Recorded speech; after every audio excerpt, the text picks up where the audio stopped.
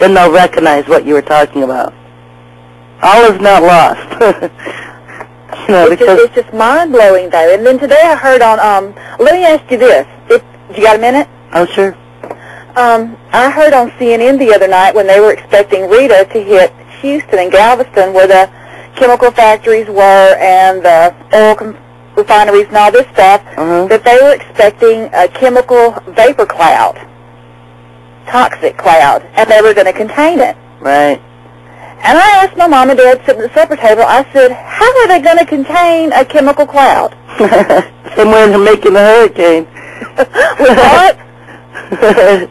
There was a war going on behind the scenes of that hurricane. I'm going to talk a little bit about it here later.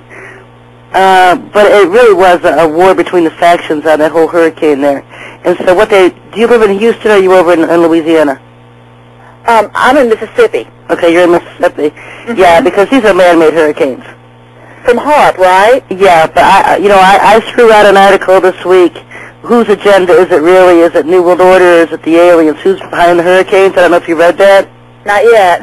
I think I put it on my blogger. Okay, I read the blogger that you put out today. Okay. Yeah, well, I think I threw it on my blogger. Who's really behind the hurricanes?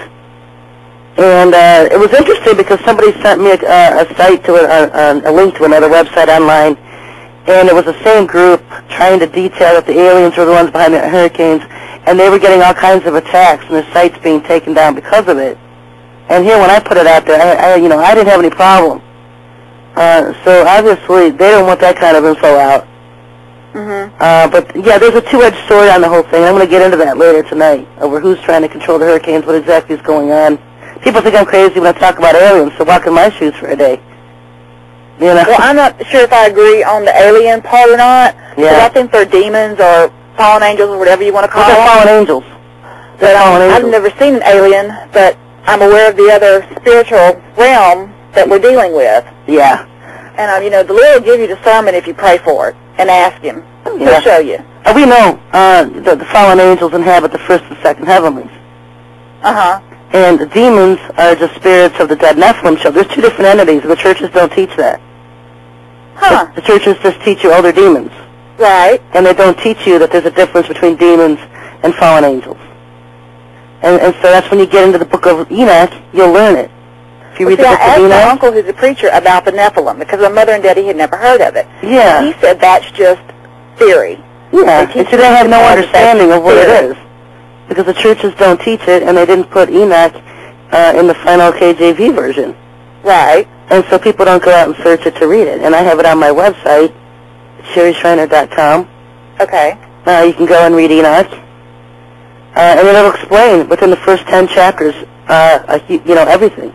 Who the demons are, who the aliens are, what they did, the Watchers when they fell, the rebellions. I mean, it just explains so much, puts so much into context.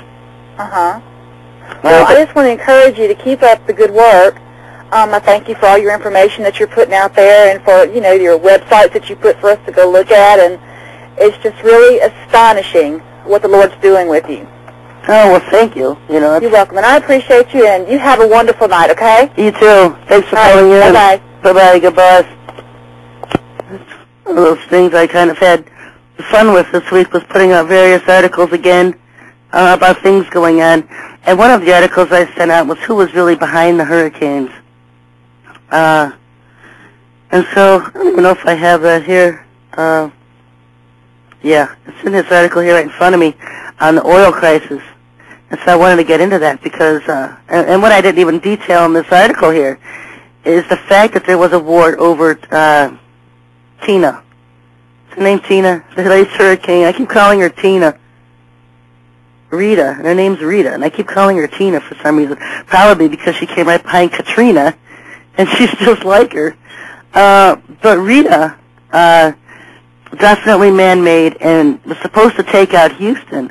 And the reason, the fires that were there were purposeful, they were man-made.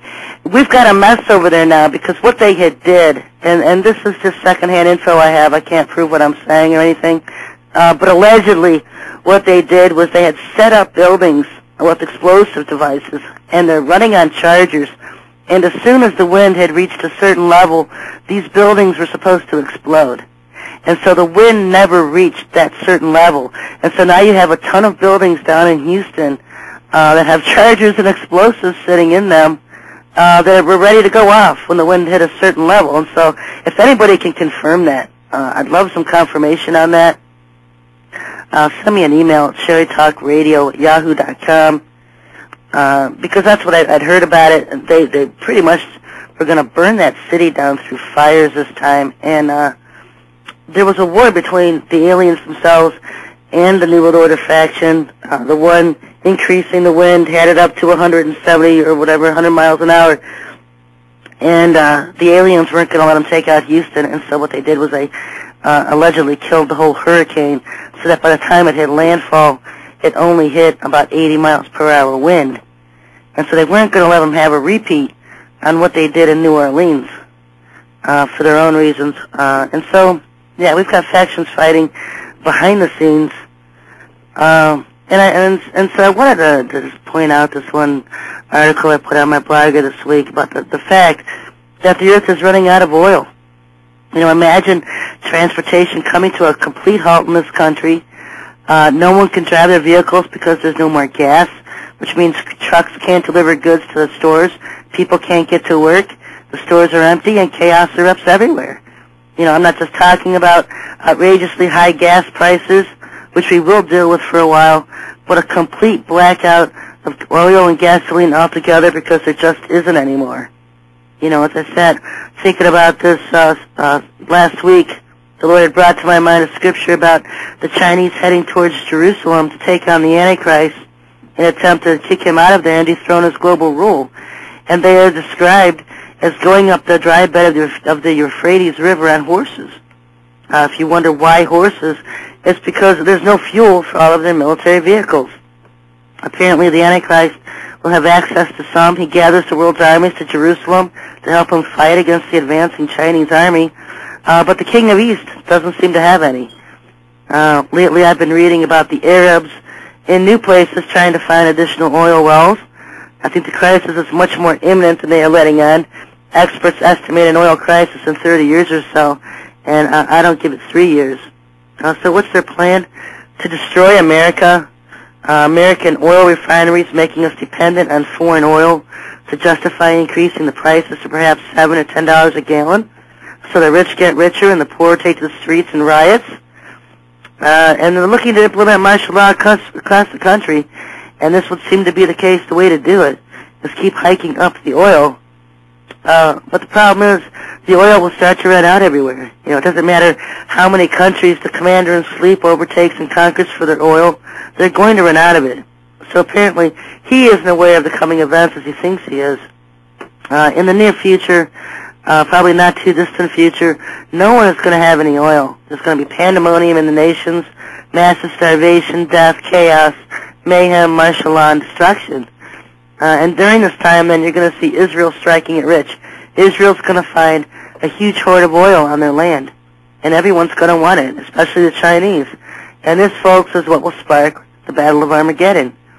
And so, as I stated, you know, what I think about it is that I think the idiots of the New World Order here in America aren't thinking twice of destroying our oil refineries with their weather weapons, because they have a twofold plan going.